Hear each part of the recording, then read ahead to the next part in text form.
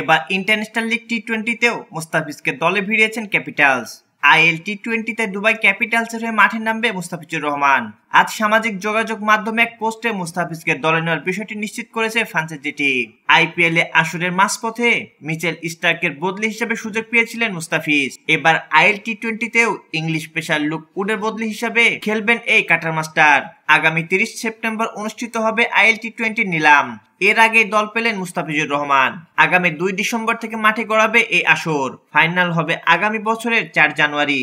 তবে এই প্রতিযোগিতায় খেলার জন্য বিসিবি মুস্তাফিজকে ছাড়পত্র দেবেন কিনা তা নিয়ে সন্দেহ রয়েছে, কারণ আইএল টি-20 লিগ শুরুর কাছাকাছি সময়ে চলবে বাংলাদেশ প্রিমিয়ার লিগ। দেশের বাইরে কোনো লিগে চতুর্থবারের মতো খেলবেন মুস্তাফিজুর রহমান। ইতিমধ্যে Lankan premier league, Pakistan super league ও ভাইটালিটি ব্লাস্টে খেলেছেন তিনি। টি-20 ক্যারিয়ারটা বেশ সমৃদ্ধ মুস্তাফিজুর রহমানের। 289 ম্যাচ খেলে ওভার প্রতি 7.45 রান দিয়ে 362 উইকেট পেয়েছেন তিনি। আন্তর্জাতিক টি-20তে 111 ম্যাচ খেলে 139 উইকেট পেয়েছেন এই কাটার মাস্টার।